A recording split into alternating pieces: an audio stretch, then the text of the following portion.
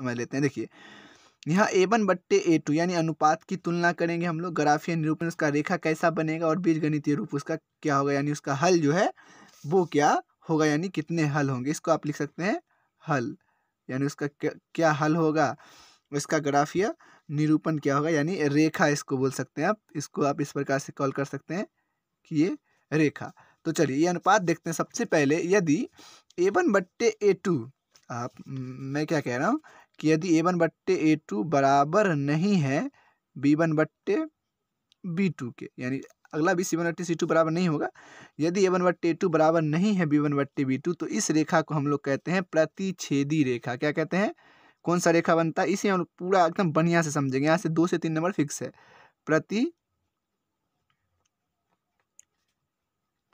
रेखा क्या कहेंगे सर, प्रतिच्छेदी रेखा कहेंगे। और जब प्रतिच्छेदी रेखा है तो एक दूसरे को इस तरह से काटेगा, है ना। प्रतिच्छेदी रेखा का मतलब क्या है कि आप जब ग्राफ बनाइएगा तो इस प्रकार से एक दूसरे को ऊपर से काटेगा, और जब ये एक दूसरे को काट रहा है तो ये क्या होगा, कहीं ना कहीं ये संगत है, एक दूसरे से मिल रहा है, तो ये क्या होगा, संगत होगा।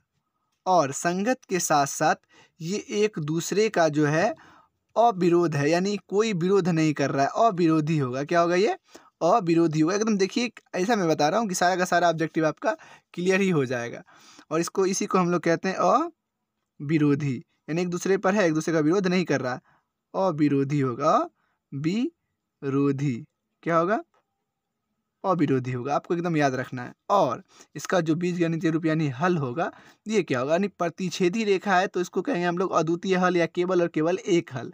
क्या कह सकते हैं, अद्वितीय हल, या फिर केवल एक हल, या फिर केवल एक हल, तो ये आप कह सकते हैं। क्लियर है चीजें। और साथ में अगला आगे हम लोग समझते हैं। देखिए ये तो आप समझ गए, इसको आप बंद कीजिए। अब देखिए यदि अगला अनुपात लेते हैं A1/A2 बराबर है A1/A2 बराबर B1/B2, बट अगर बराबर नहीं है C1/C2 तो क्या होगा। तो इसका अर्थ ये हुआ कि अगर A1/A2 बराबर B1/B2 के है लेकिन बराबर नहीं है C1/C2, तो इसका मतलब है ये जो रेखा होंगी ये क्या होंगी, तो सर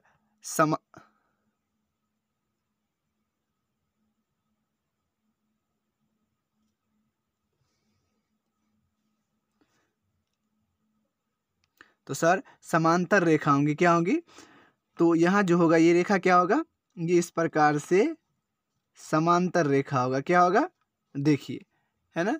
तो समांतर रेखा यानी एक दूसरे को, मतलब पटरी नहीं देखे हैं आप लोग लाइन का, तो वही होगा समांतर रेखा। इसका मतलब ये क्या होगा, इस पर लिख देंगे आप इस प्रकार से कि समांतर रेखा होगा। क्या होगा, समांतर रेखा। और जब समांतर है तो एक दूसरे को मिल रहा नहीं, असंगत, यानी साथ में तो है, इन दोनों अलग अलग है, तो इसमें लिख देंगे असंगत। क्या होगा, असंगत। और ये एक दूसरे का क्या कर रहा है, अलग अलग जा रहा है, यानी विरोधी। एक दूसरे का क्या कर रहा है, विरोध कर रहा है। क्या कर रहा है, विरोध कर रहा है ना। समझ में आ रहा होगा आपको। और साथ में इसका जो हल होगा, क्योंकि एक दूसरे से कभी मिलेगा ही नहीं तो इसका कोई हल नहीं होगा। क्या होगा, कोई हल नहीं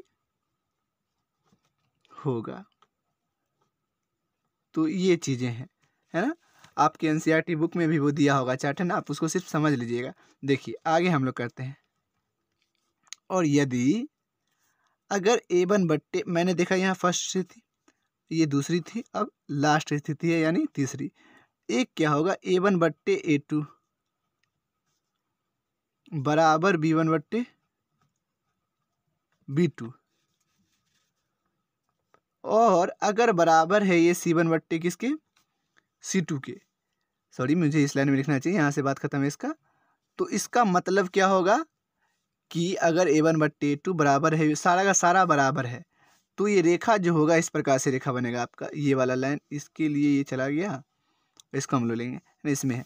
तो इसका जो रेखा बनेगा ये क्या बनेगा आपका, ये संपाती है। संपाती रेखा का अर्थ क्या है कि उसी पे एक और रेखा उसी पे आ जाएगा, इस प्रकार से कोई बिंदु होगा, उसी पे, ये संपाती रेखा हो गया, मतलब रेखा पर रेखा।